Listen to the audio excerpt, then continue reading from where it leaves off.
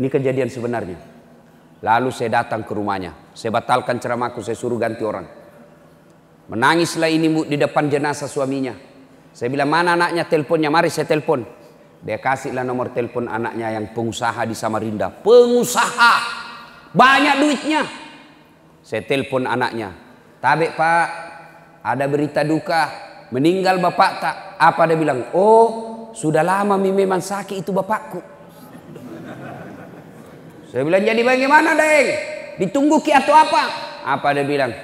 Sudahlah Ustadz, biar saya pulang tidak merubah keadaan. Biar saya pulang tidak hidup lagi bapakku. Banyak pekerjaanku di sini. Begini saja Ustadz. Tersebutlah sahabat Nabi. Sahabat Nabi itu artinya hidup sesama dengan Nabi, ketemu dengan Nabi, beriman kepada Nabi, dan matinya pun tetap beriman kepada Nabi. Itu namanya sahabat. Ya, ada orang ketemu dengan Nabi tapi tidak beriman dengan Nabi. Itu tidak sahabat. Siapa? Abu Lahab. Ketemu sama Nabi itu, bergaul sama Nabi, bahkan pamannya Nabi, tapi tidak beriman sama Nabi, tidak boleh disebut sahabat. Bapak-bapak tidak usah lihat ini nanti dibagi-bagi kalau cukup. Ini memang ya. Ada juga orang ketemu dengan Nabi, bergaul dengan Nabi, beriman dengan Nabi, tapi matinya tidak beriman dengan Nabi. Dek nak capuri deceng, berakhir dengan kafir, tidak bisa disebut sahabat. Siapa? Abdullah bin Ubay. Dia beriman sama Nabi, sahabat dengan Nabi, bertemu dengan Nabi, tapi terakhirnya murtad, keluar dari Islam. Tidak boleh disebut sahabat. Yang disebut sahabat, ketemu dengan Nabi, bergaul dengan Nabi, beriman kepada Nabi, matinya pun tetap beriman kepada Nabi. Ini tidak banyak. Sahabat ini bernama Alqamah. Bagus ibadahnya. Di mana Nabi dakwah ada di depan. Kalau Nabi berjamaah di belakang ada Alqamah. Tapi anehnya ketika sakaratil maut tidak bisa syahadat. Dibimbing oleh Bilal, la ilaha illallah. Alqamah cuma bilang la, tidak, kaku bibirnya. Bilal lapor sama Nabi. Ya Rasulullah, Alqamah madang ideknya oleh mas syahadat. Alqamah sakaratil maut tidak bisa syahadat. Tolong anda doakan. Nabi bersabda, kenapa bisa? Nabi sekali agamanya itu, kok bisa? Didoakan oleh Nabi, tetap tidak bisa. Nabi lalu bertanya, ada yang tahu rumahnya bapaknya? Sudah meninggal ya Rasul. Kau pergi cari mamanya. Pasti ada dosanya sama mamanya ini. Pergi kau cari mamanya. Cari, ketemu. Bilal berkata, Bu, sakaratil maut kodong itu anak, tak bisa syahadat. Mungkin ada dosanya sama ibu. Apa Nabi bilang ibunya? Ada apa nih? Kurang ngajar memang itu anak. Setengah mati aku hamilkan. Masya Allah, pernah kirasakan hamil? Pernah Pak? Oh itu di belakang itu. Itu bedek kalau hamil orang tidak ada enaknya. Coba lihat orang hamil, jalan aja setengah mati. Duduk itu tidak bisa duduk masuleka, pakai standar samping. Iya toh, tidur. Baik, pernah lihat ibu hamil tidur tengkurap, mopang, tidak bisa. Bapak, bagaimana rasanya hamil nih Pak? Mau ki rasakan, ambil ki kelapa, kasih masuk 1 biji di perut tak. Dengan sabuk-sabuknya, kemana-mana bawa. Itu ibu-ibu kemana-mana kan dia bawa. Setengah mati, tidur tidak ada enaknya. Menghadap ke kanan poso, menghadap ke kiri sesak napas. 1 jenaknya kayak pasrah. Coba, kalau kita laki-laki menderita, paling menderita kalau ngidam istrinya. Pernah ada bapak-bapak, Ustaz apa doanya supaya berhenti ngidam? Saya bilang, apa ngidamnya istri? Tak, dia bilang, nanti dia bisa tidur kalau dia lihat saya di atas lemari duduk. Mulai berhenti kok, nakas bodoh-bodoh kok itu. Jadi kalau istrinya mau tidur jam 9, setengah 9 naik di atas lemari. Waktu ini saya kasih. Dia bilang ini, setengah mati aku hamilkan, setengah hidup aku lahirkan. Coba lihat ibu-ibu kalau melahirkan. Ada ndak ibu-ibu melahirkan senyum? Ada ibu-ibu melahirkan senyum? Tidak. Bu. Toba mak. Toba mak. 5 bulan kemudian hamil misalnya. Setengah mati aku hamilkan, setengah mati ku lahirkan. Setelah ada istrinya, lebih sayang istrinya dari saya. Bu, lihat itu anakmu. Tidak bisa. Tidak selamat ini kalau ibu tidak maafkan. Tidak mau saya Rasul, kurang ngajar biar saya narasa. Kalau begitu kata Nabi, jalan satu-satunya supaya selamat ini anaknya ibu, saya harus bakar. Silakan. Saudara-saudara sekalian, kata Nabi, kumpulkan kayu. Kumpul kayu. Kumpul kayu. Nyalakan. Nyala. Begitu nyala ditanya lagi, Bu, betul tidak memaafkan? Saya tidak memaafkan. Kata Nabi, lebih baik saya bakar api dunia daripada apinya neraka. Itu api neraka, Pak. Jangan coba-coba. Ini bapak-bapak yang anggap enteng api neraka. Kan ada tong itu biasa bilang, wita topina witai. Api neraka itu, Pak, kata Nabi, 69 panasnya api di dunia, baru sama panasnya api neraka. 69 kali. Api dunia, Pak, 69 kali. Itu bahkan paling ringan apinya neraka. Kata Nabi, diletakkan kerikilnya neraka di kakinya, paling ringan. Letakkan kerikilnya neraka di kakinya, saking panasnya mendidih sampai ke otaknya. Itu yang paling ringan. Jadi kalau bapak-bapak mau bayangkan api neraka, coba maki ambil ki api, nyalakan kompor gas, kasih masuk. Tangan tak. Kalau bapak merasa ringan, aman. Tapi kalau baru api rokok lompat maki, oh hati-hati kau sekali. Hati-hati.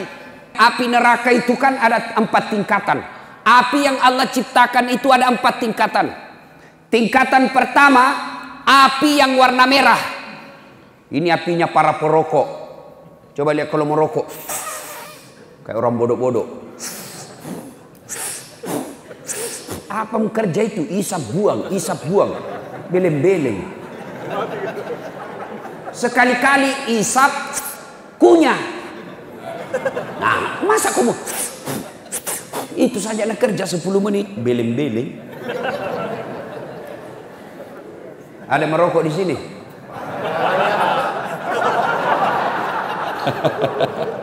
Minta maaf, Pak, minta maaf. Biar bapak marah, bapak mau marah mau pulang sebentar. Dia bilang Nabi, lebih baik api dunia siksa kau daripada api neraka. Kau tidak bakal tahan itu api neraka.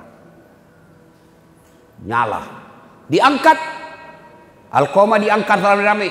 Kata Nabi, lempar masuk api. Begitu mau dilempar, ibunya berteriak, tahan, jangan kau bakar anakku ya Rasul. Memang dia kurang ajar, memang dia durhaka, tapi sudah kumaafkan dosa-dosanya. Tidak ada artinya sakit hatiku ketimbang melahirkan dia.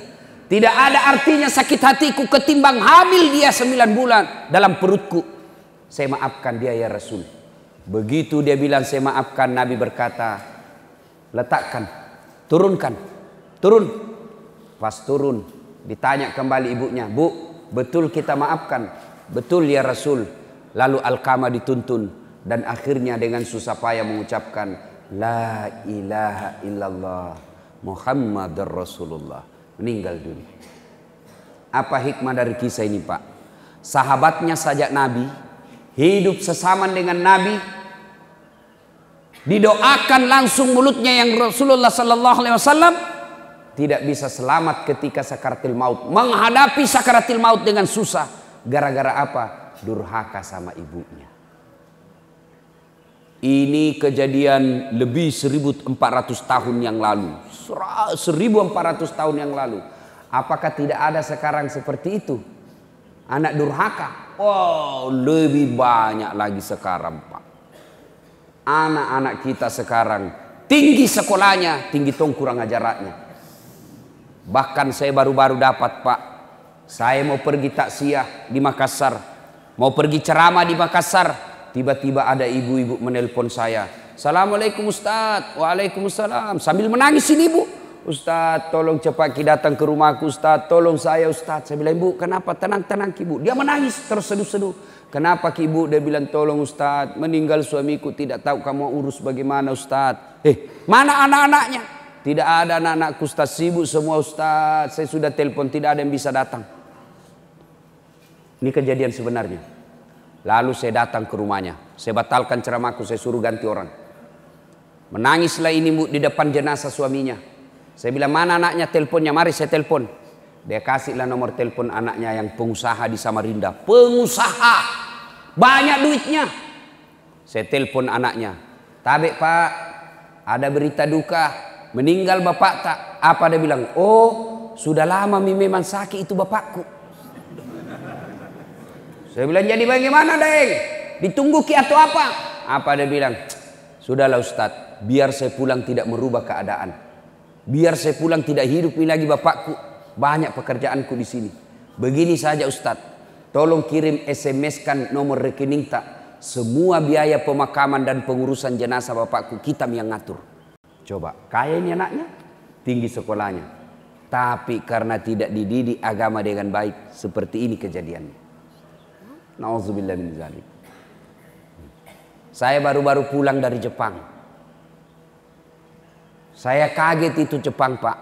Hampir setiap rumah ada anjingnya. Dan itu dipelihara anjing lebih mahal biayanya daripada anak yatimnya Indonesia. Ada restoran itu khusus kasih makan anjing. Datang itu warga ke Jepang, datang ke situ hanya untuk kasih makan anjingnya. Adalah saya tanya karena dia punya 4 anjing. Saya tanya, kenapa tidak ada anakmu ikut? Nah bilang, tidak ada anakku. Padahal ada istri, suami istri. Kenapa tidak bikin anak? Kenapa anjingku pelihara? Apa nak bilang? Kalau anjing saya pelihara, meskipun uangku keluar, paling tidak jadi hiburan buat saya. Sampai tua saya bisa main-main sama anjingku. Kalau anak setengah mati ku lahirkan, tua, nah kasih masuk ke panti jompo. Tidak ada gunanya pelihara itu anak. Coba. Kalau bapak tidak didik agama dengan baik anak tak. Tunggu mi. Nah kasih begini ki juga. Pak, ibu bapak yang saya muliakan. Ini yang saya ingin sampaikan. Pentingnya kita didik agama tak Pak. Didik itu agama anak-anak tak. Apakah salah kalau dia anggota DPR? Tidak. Bagus kalau dia jadi anggota DPR. Tapi kalau tidak bagus agamanya, tidak ada gunanya nanti itu anak tak ketika kita mati. Apakah tidak bagus anak tak sekolah tinggi-tinggi, profesor, dokter? Bagus kalau anak tak tinggi sekolahnya. Tapi kalau tidak bagus agamanya, tidak ada semua gunanya itu gelarnya untuk kita nanti kalau mati. Apakah jelek kalau anak kita jadi pemborong kontraktor? Bagus kalau anak kita jadi pemborong kontraktor supaya dia kaya. Tapi kalau tidak bagus agamanya, tidak ada gunanya semua itu pemborong kontraktor. Nah, sekarang kenapa anak tak salah? Kenapa anak kita sekarang makin tinggi sekolahnya, makin tinggi kelasnya? Bandingkan zaman kita kecil dulu. Jangankan bicara kasar sama orang tua. Ipole wajo-wajona tomato tak pimali Pak. Mau ki lewat depannya orang tua tak boleh kalau ada tamunya. Kalau ada tamunya bapak kita lewat, nah kasih bolak matanya. Lari maki. Sekarang kasih bolak mata tak Pak. Apa nak bilang anak tak? Kenapa mata tak Pak? Nah, sekarang pertanyaan, bagaimana cara mendidik anak? Silakan baca buku pedoman pendidikan anak. Silakan baca hasil-hasil riset orang-orang modern. Silakan baca majalah buku tentang cara mendidik anak. Tapi bapak keliru dan sesat kalau tidak membuka Quran mendidik anak. Itu ada dalam Quran. Ada yang tahu? Seorang manusia biasa, bukan nabi, bukan rasul, tapi jago dalam mendidik anaknya. Hebat dalam mendidik anaknya, akhirnya dikasih nama surah dalam Al-Quran karena hebatnya dalam mendidik anaknya. Ada yang tahu siapa dia? Siapa? Angkat tangan, saya kasih hadiah. Siapa? Luqmanul Hakim. Bapak dapat hadiah. Hadiah Pak. Silakan. Ini uang barakah. Nah, ambil. Nah. Ada juga sebut di sana tadi Luqmanul Hakim, tapi jauh tidak dapat hadiah. Itu hikmahnya Pak, kalau dengar ceramah dekat-dekat ki Pak, dapat ki uang. Itu hikmahnya. Namanya Luqmanul Hakim. Diabadikan dalam Quran karena dia hebat dalam mendidik anaknya. Bagaimana Luqmanul Hakim mendidik anaknya? Yang pertama dia didik anaknya apa? Ya bunayya la tusrik billah. Wahai anakku, jangan kau menserikatkan Allah. Yang pertama diajarkan anak kita akidah la ilaha illallah Muhammadar Rasulullah. Tiada Tuhan selain Allah, Muhammad adalah Rasul Allah. Itu dulu diajarkan. Bagaimana aplikasinya itu akidah? Termasuk keyakinan tentang 3 hal. Perbaiki akidahnya anak kita ini. Apa itu? Nah, jodoh itu di tangan Allah. Nah, ajal itu di tangan Allah. Nah, rezeki itu di tangan Allah. Biar kau setengah mati, kau pakai akalmu, kau pakai kakimu, kau pakai tanganmu. Kalau bukan rezekimu tidak masuk ke kantongmu. Sebaliknya, biar kau tidak kerja keras, kau hanya buka toko sederhana, tapi karena rezekimu datang dari Allah, tidak ada yang bisa halangi kamu. Itu akidah. Nah, cuma kita jarang ajar anak kita begini. Coba Ibrahim alaihissalam. Ketika Ibrahim alaihissalam tua, dia kumpul anaknya. Apa dia tanyakan anaknya? Anakku, ma ta'buduna min ba'di. Nanti kalau bapak mati, nak apa kamu sembah? Kita kalau tua apa kita bilang sama anak tak? Nak, ma ta'kuluna min ba'di. Nanti kalau mati karena apa kamu makan? Saking makannya saja anak tak kita pikir. Padahal tidak ada orang mati kelaparan di sini. Ada mati kelaparan di sini? Tidak ada Pak. Nah, pertama didik anak kita adalah akidahnya. Bagaimana sebenarnya kewajiban orang tua kepada anak? Apa kewajiban orang tua kepada anak? Artinya apa? Berdosa kalau dia tidak lakukan kepada anaknya. Apa itu? 1, beri nama yang baik. Begitu lahir anak tak kasih nama yang baik. Ada lagi orang bilang, apa arti sebuah nama? Oh bodoh itu kalau ada orang bilang begitu. Bayangkan kalau tidak ada semua nama tak di sini. Bagaimana kita mencoblos caleg? Kalau tidak ada namanya. Bagaimana bapak mau telepon saya ceramah kalau bapak tidak punya nama? Halo, ada ustaz? Ustaz yang mana? Ada itu yang pendek. Banyak itu ustaz pendek di Makassar. Bagaimana? Nama itu penting. Dalam Islam, nama adalah doa. Ketika anak tak namanya mutmainnah, artinya jiwa yang tenang. Ketika panggil temannya, oh mutmainnah, itu berarti orang, wahai kau jiwa yang tenang. Nama adalah doa. Itu di dunia. Lalu nama adalah identitas. Nama adalah ciri, tanda. Sebut nama tak Pak? Bapak sebut nama, paling tidak ada 2 saya tahu. Siapa? Suku dan agama. Sebut nama tak? Nama Muhammad Margono. Islam. Jawa. Itu. Nama Bertus Magaluntung. Di sana Toraja ini. Kristen. Dari nama bisa ditahu agamanya orang.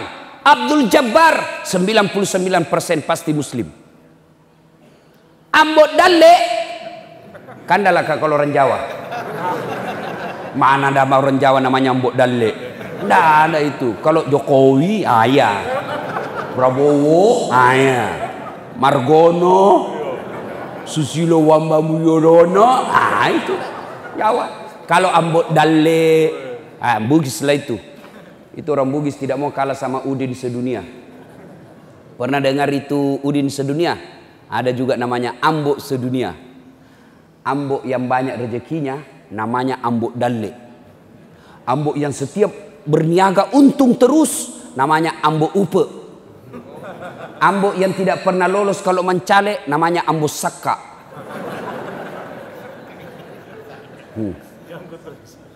Ambok yang umurnya panjang Ambok Tuo.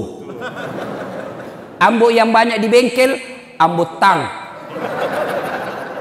Ambo yang penjual berlian, Ambo Intang. Itu orang Bugis itu, Pak. Nama. Lalu apa kaitannya juga di akhirat kelak? Nama di akhirat kelak itu tujuannya apa? Ketika kita dikumpul di padang mahsyar, kan diadili satu-satu orang, Pak. Pernah rasakan mencoblos atau ngantri bayar listrik?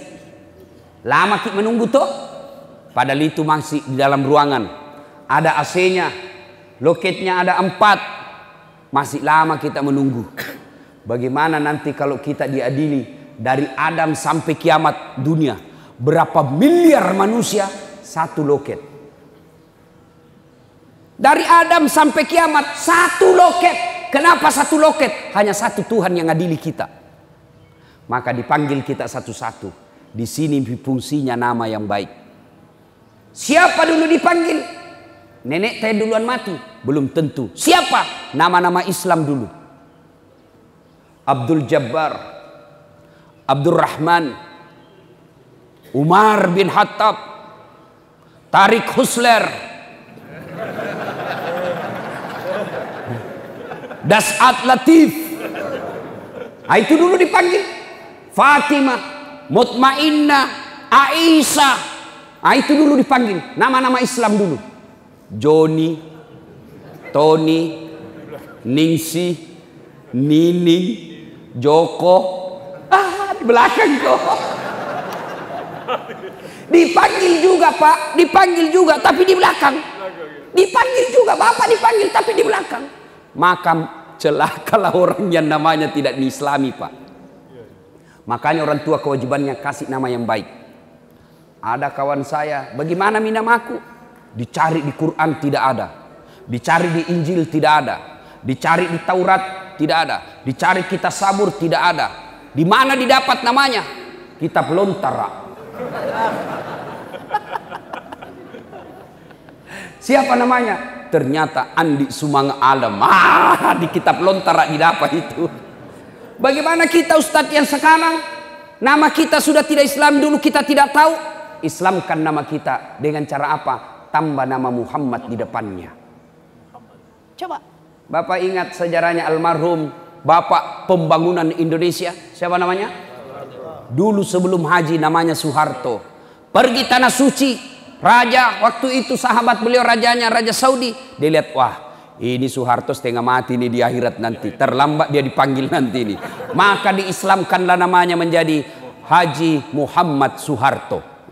Bapak yang sudah terlanjur namanya Ambot Tang, kasih di situ Haji Muhammad Ambot Tang. Kalau perempuan, cintailah seperti istri para nabi, tambah Siti di depannya. Mengislamkan, niatkan itu. Karena dulu kita tidak tahu ada kekeliruan ibu-ibu ini sekarang. Apa itu? Dia ganti namanya bapaknya setelah menikah. Itu haram. Tak boleh itu. Ini kita ikut-ikut budaya Eropa. Misal, istri namanya Naurah. Bapaknya namanya Nasrun. Bagusnya namanya Naura Nasrun. Tapi setelah dia menikah, biasanya kita ini. Setelah menikah, dia ganti namanya bapaknya menjadi nama suaminya. Setelah menikah nama suaminya Das'at Latif. Maka dia gantilah namanya menjadi dari Naura Nasrun menjadi Naura Das'at Latif. Haram. Bahkan hadis yang diriwayatkan oleh Muslim dijelaskan, laknat Allah bagi mereka yang mengganti nama bapaknya di belakangnya. Laknat Allah. Kenapa tidak boleh, Ustaz? Karena mengaburkan keturunan. Tidak ditahu.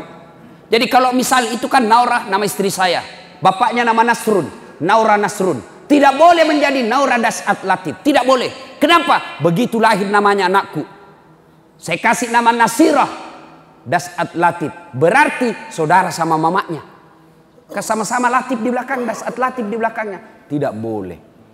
Pernahkah bapak dengar nama Khadijah diganti namanya di belakangnya Nabi Muhammad di belakang? Tidak. Khadijah tetap disebut Khadijah binti Khuwailid. Aisyah binti Abu Bakar Siddiq. Tidak boleh ganti-ganti nama suami itu. Boleh nama suami di belakang dengan catatan tambah kata. Misalnya Naura Nasrun. istrinya Dasat Latif. Boleh. Boleh. Jangan ikut-ikut Pak. Nah ibu bapak saudara-saudara sekalian, kasih nama yang baik. Yang kedua, kewajiban orang tua, cara mendidik anak, kewajiban yang kedua. Setelah kasih nama yang baik, yang kedua, didik. Didik.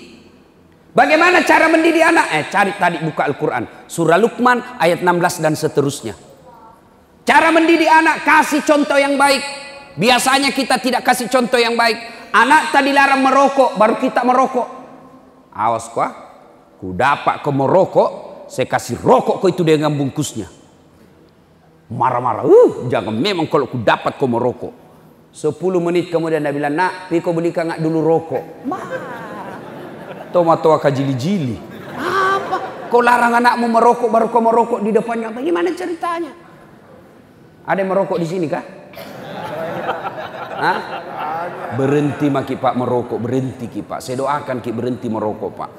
Nah bilang baik itu rokok Ustadz. Kalau bapak bilang baik itu rokok, panggil anak tak sama istri tak pagi-pagi minum kopi, suruh juga merokok di depan tak. Kalau kita bilang baik, ya. Tapi sebenarnya itu Pak, rokok itu tidak merusak. Insya Allah tidak merusak itu rokok Pak. Yang penting jangan ketemu api. Silakan pegang maki saja. Ini yang penting jangan bakar. Tidak merusak itu. Yang penting tidak ketemu api. Nah, kalau sudah ketemu api rusaklah itu Pak. Ada lagi yang bilang tidak bisa Kak kalau tidak merokok Ustaz, tidak jalan otakku. Bale-bale kok. Buktinya Ramadan jalan di otakmu. Berhentilah merokok Pak. Yang merokok tabung itu pembeli rokok Pak. Pergi umroh sama Ustaz Dasat. Itu lebih manfaat daripada bakar. Tidak ada gunanya. Nah, satu didik anak. Nah, yang kedua maksud saya. Tadi kewajiban orang tua kasih nama. 2, didik. Kasih contoh yang baik. Itu orang tua saya Bu. Mamaku dasar sarjana. Saya ingat betul Pak Bupati. Waktuku masih sekolah. Karena dulu di rumahku waktu saya SD SMP tidak ada lampu. Jadi hanya terbatas yang punya lampu di kampung. Maka saya pergi belajar kelompok. Apa yang terjadi kalau saya belajar kelompok? Itu mamaku natunggui Kak di bawah rumah. Padahal anaknya laki-laki. Kalau saya belajar dari jam 7 sudah isya sampai jam 9 di bawah rumahnya itu orang menunggu Pak. Padahal anaknya laki-laki. Kita anak tak perempuan pergi les dibiarkan begitu saja. Begitulah cara mendidik anak.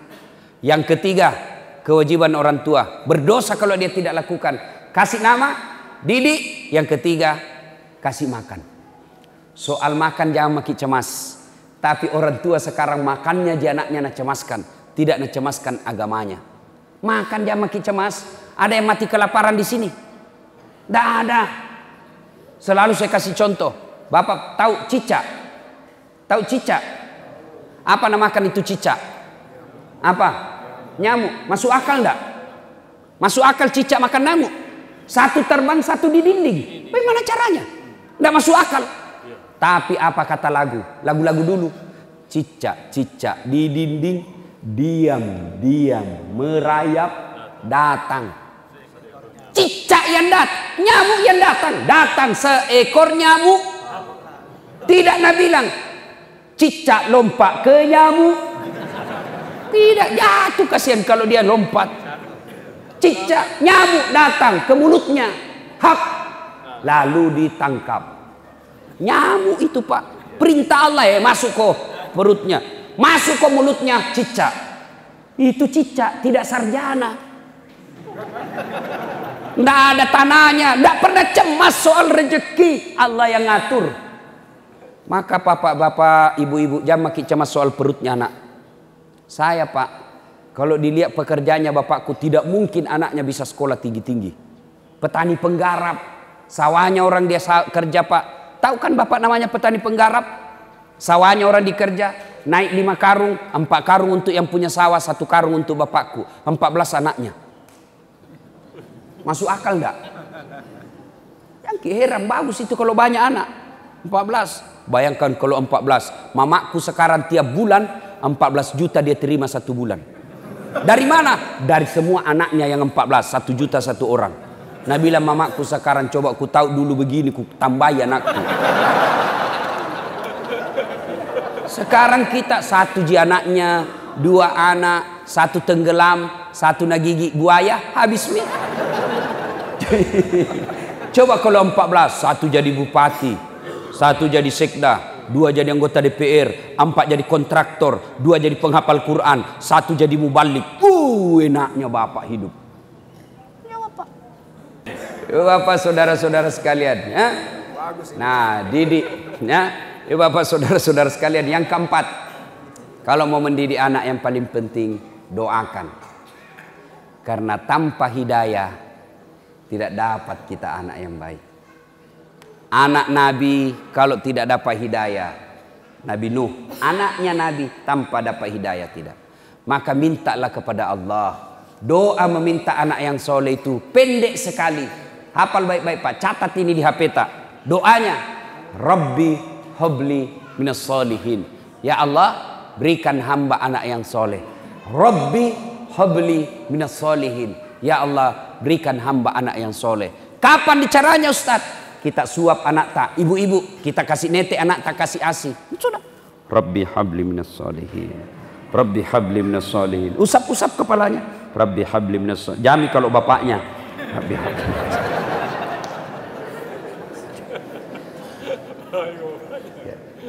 Makan anak tak, suap. Disuap anak tak, doakan lagi. Rabbi habli minas solihin. Mama kau nak, mama. Rabbi habli minas solihin. Doakan. Di mandi anak tak disampoi. Rabbi habli minas solihin. Mau pergi sekolah peluk, bisik di telinganya. Rabbi habli minas solihin. Nah tanya ke anak tak, apa aja itu mak selalu kita baca? Saya doakan kina supaya jadi anak yang soleh. Ini biasa kita orang tua tidak mau ki sama anaknya. Sama anaknya tetangga, mana mama tak nak. Itu sama anaknya orang, sama anak tak, mana kok? Sama anaknya sendiri kasar. Nah, Rabbi habli minas solihin. Saya doakan kita supaya kita beriman, soleha, soleh. Sampai di sekolah diajak bolos sama temannya. Ayo bolos. Apa nak bilang anak? Tanda deh. Nak doakan nggak tadi mamaku anak soleh. Ada kemanakanku Pak. Sudah mau maghrib masih main bola. SD. Sepanggil Patur. Sudah mi. Ayo masuk ke masjid. Pergi masjid jamaah sama om. Dia bilang sedikit lagi om. Kutungguin mi. Begitu asan masih main bola. Terpaksa Ustadz Dasat masuk lapangan. Saya bisik telinganya. Rabbi habli minas solihin. Langsung menangis Pak, menangis. Heran semua orang lihat. Jago na Pak Ustadz. Nggak bisik jika manakannya na menangis. Dia tidak tahu telinganya saya bisik. Tanganku dibawa makan jiki.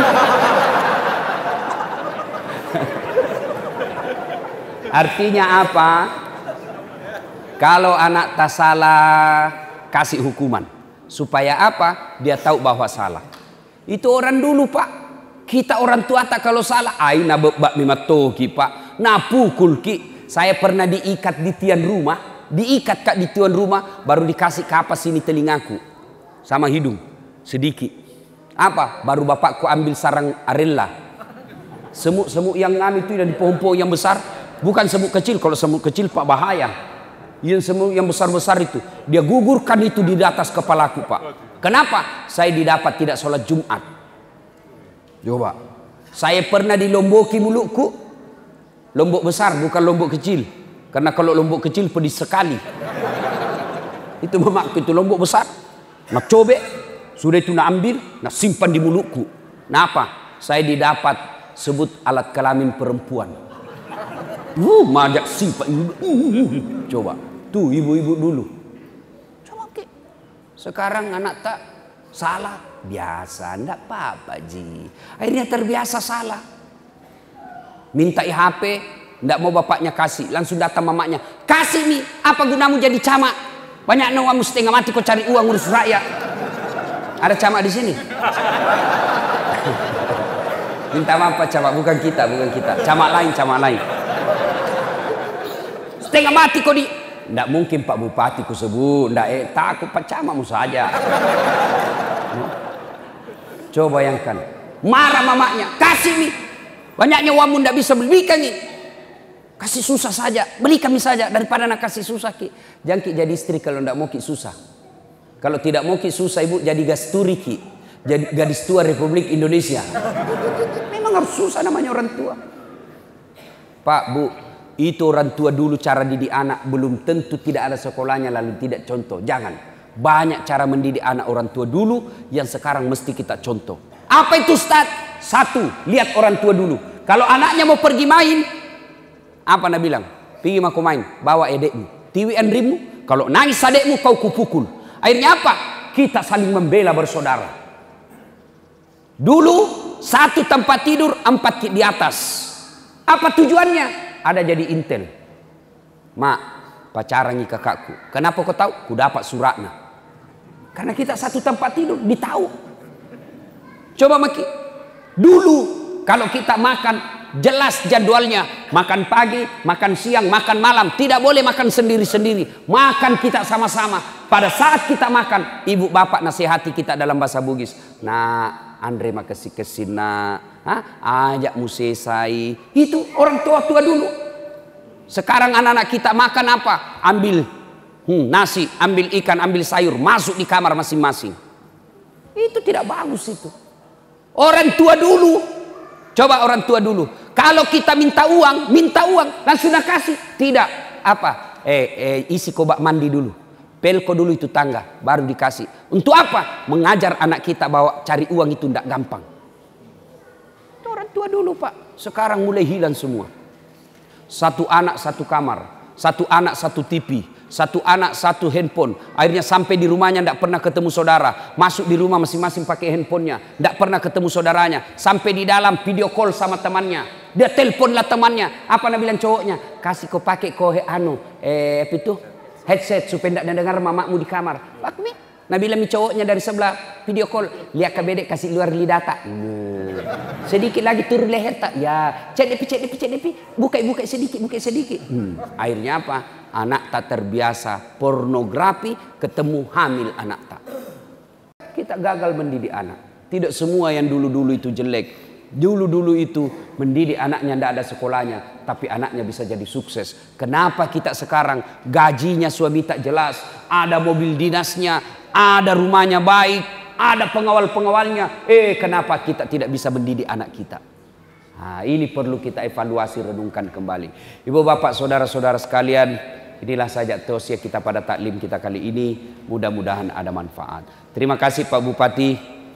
Luar biasa nih Pak Bupati. Ya. Datang sholat subuh berjamaah dengan masyarakatnya. Dan luar biasa lagi di masjid. Berapa mi masjid ku datangi sholat subuh Pak. Ini rame betul. Tiap hari begini nih Pak. Tiap hari. Luar biasa. Kalau ada Pak Bupati luar biasa. Penuh jamaah. Bagaimana kalau tiap hari Pak Bupati datang. Maka ramelah masjid semua. Kita doakan Pak Bupati sehat walafiat. Ya. Ada salam juga dari Pak Wakil Bupati. Beliau mau hadir sebenarnya tapi tiba-tiba harus ke Makassar. Karena ada acara di Makassar yang tidak bisa diikuti Pak Bupati. Ya Pak Bupati wakilkan. Namanya wakil lah. Kau wakili saya lah. Namanya wakil. Inilah tausiah kita. Mudah-mudahan ada manfaat. Ya. Sebelum kita akhiri, mari kita kirimkan suratul Fatihah kepada Rasulullah Muhammad SAW.